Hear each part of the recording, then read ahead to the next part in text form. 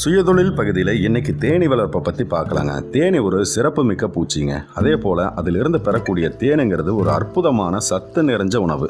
தேன் மூட்டு வலி, முடக்குவாதம், தலைவலி மற்றும் நரம்பு சம்பந்தமான நோய்களை குணப்படுத்தக்கூடிய தன்மையாக இருக்குது. இதுபோல் சிறப்பு மிக்க தேனீக்களை தங்களோட வயல்களுக்கு பக்கத்தில் வளர்க்குற மூலமாக அதிக லாபத்தை விவசாயிகள் பார்க்க முடியும்.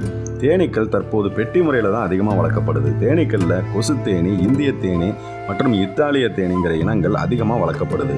தேனீக்களை பெட்டி முறையில் வளர்க்குறதுக்கு தேனி பெட்டிகள் தேவை. அடுக்கு தேனீக்களை செயற்கை முறையில் மரச்சட்டங்கள் உள்ள பெட்டிகளில் கூட வளர்த்துட்டு வரலாம்.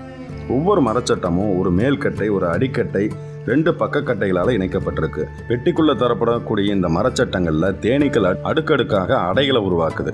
மரச்சட்டங்களுக்கு இடையும் சுற்றிலும் போதிய இடைவெளி கொடுக்கணும். அப்போதான் தேனீக்கள் அமர்ந்து தங்கள் பணிகளை செய்ய வசதியாக இருக்கும். தேனி இனத்திற்கு ஏற்ற மாதிரியும் தேனீக்களுக்கு கிடைக்கக்கூடிய உணவோட அளவுக்கு ஏற்ற மாதிரியும் தேனி பெட்டிகளை தேர்வு செய்யணும். உருவில் சிறிய இந்திய தேனீக்கள் 7 அல்லது 8 சட்டங்களை கொண்ட பெட்டிகளில் வளர்க்கப்படுது.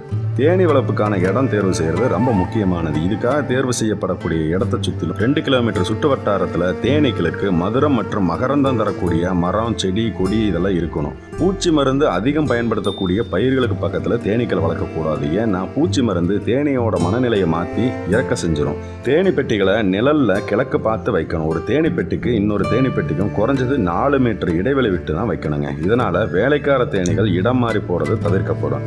தேனி வளர்ப்புக்கு உதவக்கூடிய தேனீக்களை ஏற்கனவே தேனி வளர்க்குறவங்க கிட்ட இருந்தோ தேனி வளர்ப்பு பண்ணையில் இருந்தோ வாங்கிக்கலாம். காலு தேனி பெட்டிகளில் உட்புறமாக உள்ள தேன்மிளகை உருக்கி பெட்டியில் தடவி விதைத்த தோட்டங்களில் பெட்டியை வச்சிங்கன்னா தேனீக்கள் தானே பெட்டியில் அடைஞ்சிடும். தேனீக்கள் பூக்களில் இருந்து சேகரிக்கக்கூடிய தேனை தங்கள் நாக்கால உறிஞ்சி அதோட உமிழ்நீரையும் கலந்து தங்களோட இறைப்பையில் சேமிச்சு வைக்குது.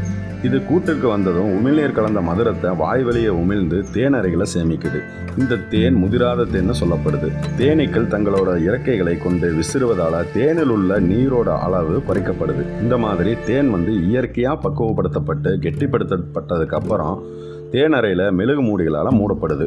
இப்படி மூடப்பட்ட அறைகளில் இருக்கக்கூடிய தேன் முதிர்ந்த தேன்னு சொல்லப்படுது. தேன் பிரித்து எடுக்கும் கருவி கொண்டு தேனடைகளுக்கு சேதம் ஏற்படாமல் தேனை பிரித்து எடுக்கணும். இதை தகுந்த பாதுகாப்பு முறையில் கொண்டு கட்டுப்படுத்துறதால தேனியோட வளர்ப்பை அதிகரிக்க முடியும்.